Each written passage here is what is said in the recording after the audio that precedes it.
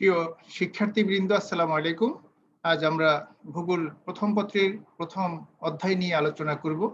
আমরা প্রথমে দেখে নেই ভূগোলের কি বিষয়গুলো আমরা আজকে আলোচনা করব। আমরা প্রথমে প্রাকৃতিক ভূগোল নিয়ে আজকে আমরা আলোচনা করব। এই আলোচ্য বিষয়গুলোর মধ্যে রয়েছে ভূগোলের সংজ্ঞা, ভূগোলের শ্রেণী বিভাগ, প্রাকৃতিক ভূগোল, প্রাকৃতিক ভূগোলের প্রকৃতি আর প্রাকৃতিক ভূগোলের পরিধি বা পরিসর। এই বিষয়গুলো আজকে আমাদের আলোচ্য বিষয়। প্রথমে আমরা বলে নেই যে পৃথিবী কি। পৃথিবী একটি আদর্শ গ্রহ যেখানে জীবনের অস্তিত্ব রয়েছে। মানুষের জানা মতে বিশ্বের আর অন্য কোনো গ্রহ বা উপগ্রহে জীবনের অস্তিত্ব খুঁজে পাওয়া যায়নি। আর পৃথিবী এবং এই পৃথিবী সংক্রান্ত বিষয়গুলো নিয়ে আলোচনা করে জিওগ্রাফি বা ভূগোল। এই ভূগোল শব্দটি প্রথম কে ব্যবহার করেছিলেন? গ্রিক একজন ভূগোলবিদ, তার নাম ইরাটোস্থেনিস। সেই প্রথম জিওগ্রাফি শব্দটি ব্যবহার করেন। জিও অর্থ ভূগোল বা পৃথিবী, আর গ্রাফি অর্থ হচ্ছে বর্ণনা, অর্থাৎ ভূগোলের অর্থ হচ্ছে পৃথিবীর বর্ণনা। আমরা প্রথমে জিওগ্রাফি বা ভূগোলের সংজ্ঞাটি একটু দেখে নিই। ভূগোলবিদ ইরাটোস্থেনিসের মতে পৃথিবীর বর্ণনাই ভূগোল, অর্থাৎ geography is the description of the earth. German একজন ভূগোলবিদ রয়েছেন, তার নাম ভন হামবোল্ট। তিনি আধুনিক প্রাকৃতিক ভূগোলের রূপকার। তার মতে ভূগোল হলো প্রকৃতির সাথে সম্পর্কিত বিজ্ঞান, যাতে পৃথিবীতে যা কিছু পাওয়া যায় তার সমীক্ষা ও বর্ণনা করা হয়। অর্থাৎ আমরা সহজে বুঝতে পারি পৃথিবী এবং পৃথিবীতে বসবাসকারী এবং তার সাথে সম্পর্কিত যে বিষয়গুলো রয়েছে ভূগোলের আলোচ্য বিষয় তাই। ভূগোলের শ্রেণী বিভাগ।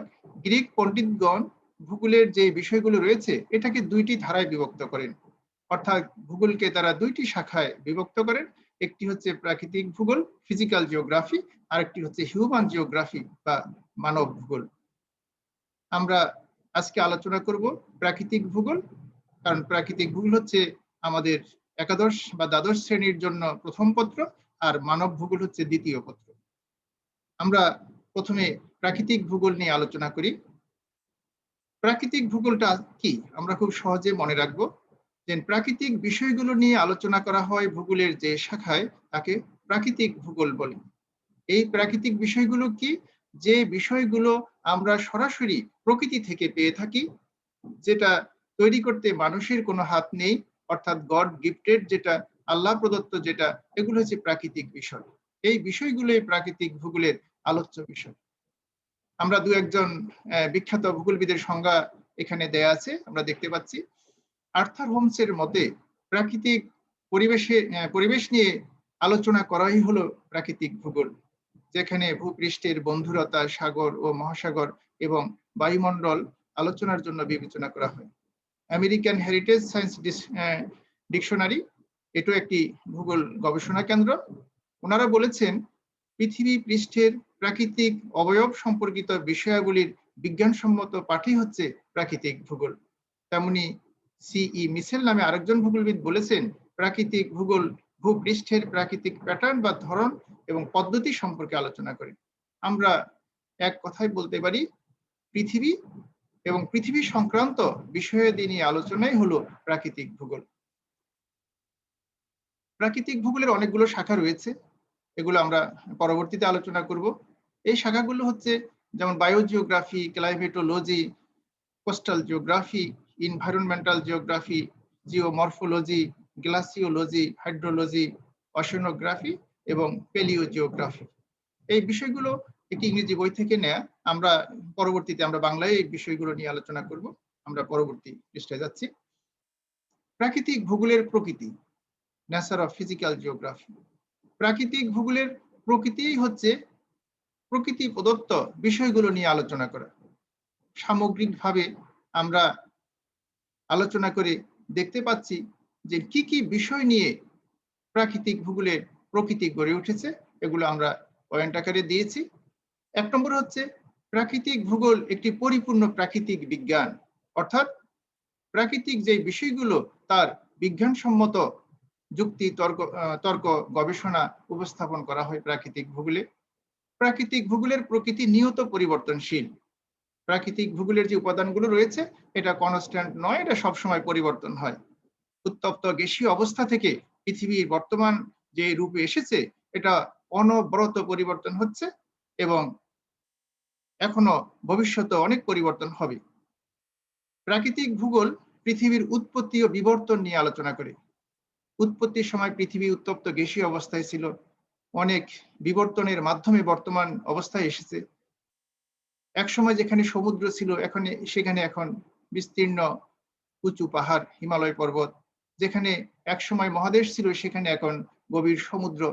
ফলে পৃথিবীর উৎপত্তি থেকে বর্তমান পর্যন্ত অনেক পরিবর্তন পৃথিবীতে এসেছে।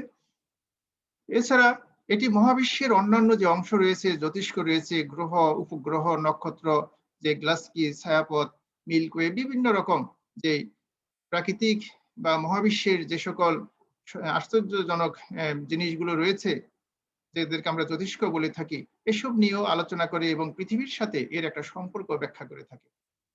আমরা এখানে ছোট্ট একটি ভিডিও ক্লিপ দেখব কিভাবে পৃথিবী মহাবিশ্বে ঘুরছে তার গ্রহ উপগ্রহ নিয়ে। আমরা এটা একটা ছোট্ট ভিডিও দেখব।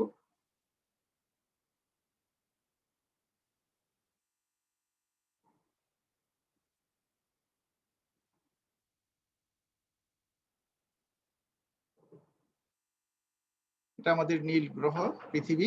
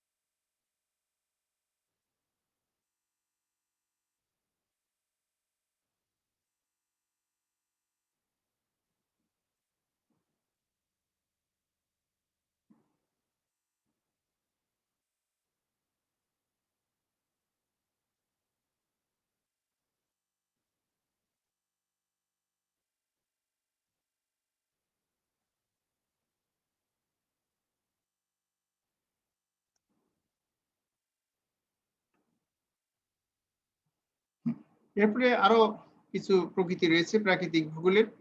প্রাকৃতিক ভূগোল পৃথিবীর আকার, আকৃতি, গতিবেগ, অবস্থান, অক্ষাংশ, দ্রাঘিমাংশ এই বিষয়গুলো নিয়ে আলোকপাত করে থাকে। পৃথিবীতে যে শক্তির উৎস রয়েছে, একমাত্র সূর্য থেকে পৃথিবী আলো এবং তাপ পেয়ে থাকে। এই শক্তিগুলোর ব্যবহার, পুনর্ব্যবহার সম্বন্ধে আলোচনা করে।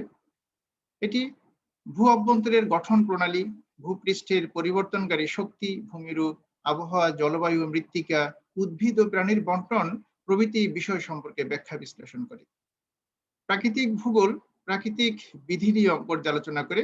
প্রাকৃতিক বিধি নিয়ম বলতে প্রকৃতি একটা নির্দিষ্ট নিয়মে চলাফেরা করে। প্রত্যেকটা গ্রহ, উপগ্রহ, নক্ষত্র, যে পৃথিবীর যে দিন রাত্রি হয়, ঋতু পরিবর্তন হয়, প্রত্যেকটা একটা নিয়ম মেনে চলে সূক্ষ্ম হিসাবের মাধ্যমে। তা না হলে পৃথিবীতে বা মহাবিশ্বে অনেক বড় ধরনের বিপর্যয় হয়ে যেত। এই বিষয়গুলো নিয়ে আলোচনা করে প্রাকৃতিক ভূগোল এবং এটা এর প্রকৃতির মধ্যে পড়ে। ভূমিরূপের যে পরিবর্তন এবং পরিবর্তনকারী শক্তি, এসব নিয়েও প্রাকৃতিক ভূগোল আলোচনা করে এবং এর নেচার বা প্রকৃতির মধ্যে পড়ে। প্রাকৃতিক ভূগোলের পরিধি বা পরিসর। পরিধি এবং পরিসর বলতে এর আওতা বা ক্ষেত্রকে বোঝায়, অর্থাৎ প্রকৃতির সাথে সম্পর্কিত বিষয় প্রাকৃতিক ভূগোল, কিন্তু এর একটা নির্দিষ্ট সীমারেখা রয়েছে, কোন পর্যন্ত এটা আলোচনা করতে পারবে বা যেতে পারবে। এই বিষয়গুলোকে আমরা কয়েকটি শাখায় বিভক্ত করতে পারি, সেভাবে আমরা বিবরণ দিচ্ছি নিচের দিকে। যেমন ভূমিরূপ বিদ্যা, এটা হচ্ছে জিওমরফোলজি। পৃথিবীর একটি রূপ রয়েছে, আমরা অতি ক্ষুদ্র বলে পৃথিবীকে আমরা সমতল মনে হয়, কিন্তু বাস্তবে পৃথিবী গোলাকার এবং এর পৃষ্ঠ কখনোই সমতল নয়। পাহাড়, পর্বত, মালভূমি, সমতল ভূমি, গভীর খাদ, এরকম বিচিত্র রকম বন্ধুর প্রকৃতির পৃথিবীর পৃষ্ঠ রয়েছে। এই পৃথিবীর পৃষ্ঠে আরো কিছু বিষয় রয়েছে, যেমন নদ নদীর উৎপত্তি, ভূমিরূপ, ভূগর্ভস্থ পানি, হিমবাহ, শিলা, খনিজ এসব নিয়ে আলোচনা করে ভূমিরূপবিদ্যা। আমরা এখানে দেখতে পাচ্ছি ফিজিওজিওগ্রাফির যেই নদীর যে ধারা, এখানে পৃথিবীর অভ্যন্তরে বিভিন্ন রকম স্তর রয়েছে, ক্ষয়ের মাধ্যমে বিভিন্ন রকম ভূমিরূপের সৃষ্টি হচ্ছে এবং পৃথিবী কিভাবে গঠিত হয়েছে, ফরমেশন অফ আর্থ, সেটাও এর মধ্যে আলোচনা করা হয় ভূমিরূপবিদ্যায়। আমরা এখানে ছোট্ট একটি ভিডিও দেখব আগের মতোই।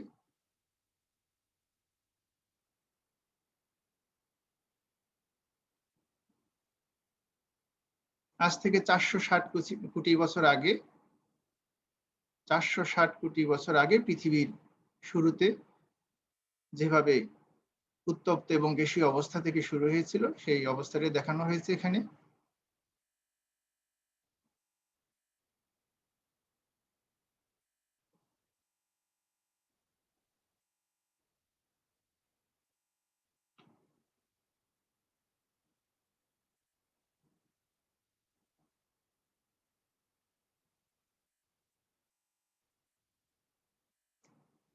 উত্তপ্ত গ্যাসীয় অবস্থা থেকে পৃথিবী কসমিক পাথরগুলো জমাটবদ্ধ হয়, মধ্যাকর্ষণ শক্তির সৃষ্টি হয়, উত্তপ্ত হয় এবং প্রচন্ড বেগে এটা ঘুরতে থাকে এবং একসময় হালকা পদার্থগুলো পৃষ্ঠে ভেসে ওঠে এবং ভারী এবং কঠিন পদার্থগুলো পৃথিবীর অভ্যন্তরে সঞ্চিত হয়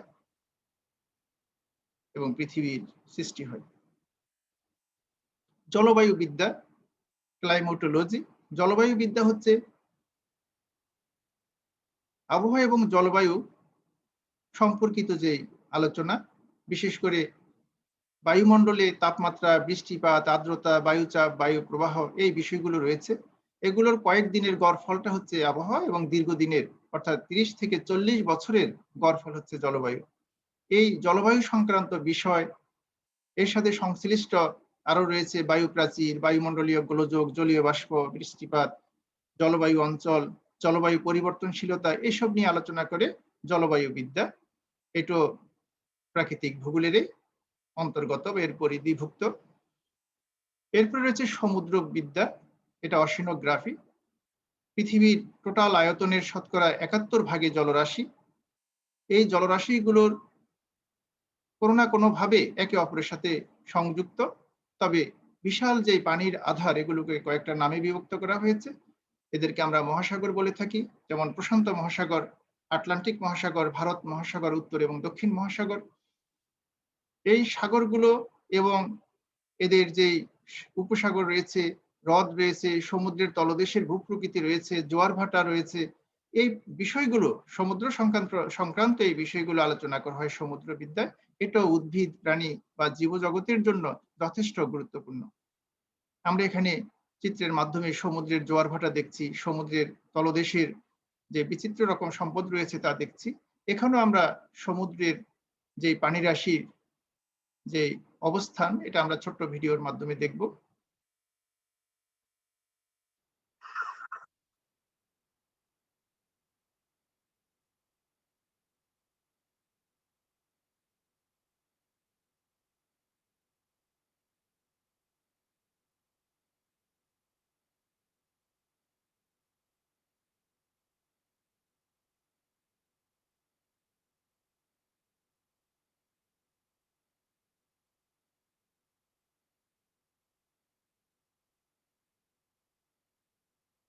আমরা দেখতে পাচ্ছি সমুদ্রের স্রোত, সমুদ্রের যে গর্জন এবং প্রচন্ড যে প্রবাহ আমরা লক্ষ্য করছি।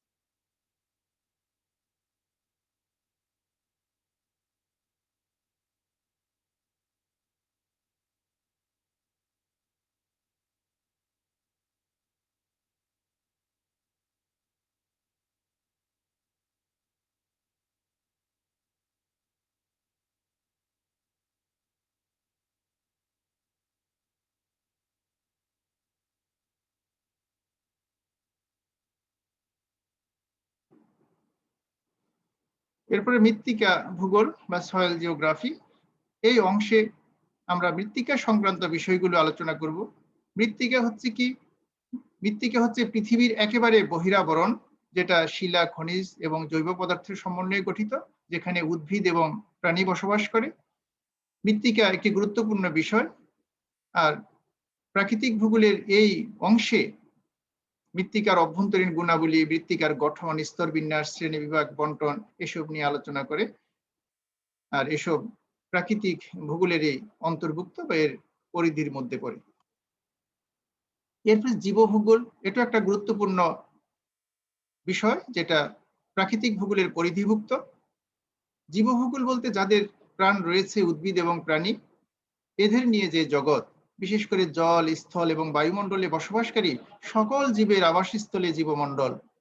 তবে এই জীবের আকার আয়তন অতি ক্ষুদ্র হতে পারে, অণুজীব হতে পারে, আণুবীক্ষণিক জীব হতে পারে, আবার সবচেয়ে বৃহত্তম প্রাণী নীল তিমি, হাতি এগুলো হতে পারে।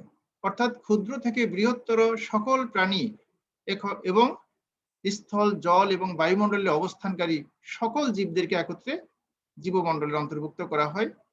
এই জীবের সৃষ্টি, জীবের ক্রমবিকাশ, জীবের যে পরিবেশ, বাস্তুতন্ত্র এসব নিয়ে আলোচনা করা হয় জীব ভূগোলে। এটাও একটি গুরুত্বপূর্ণ পরিধিভুক্ত বিষয় প্রাকৃতিক ভূগোলের। আজকে আমরা এখানেই শেষ করছি। সবাইকে অসংখ্য ধন্যবাদ। সবাই ভালো থাকবে।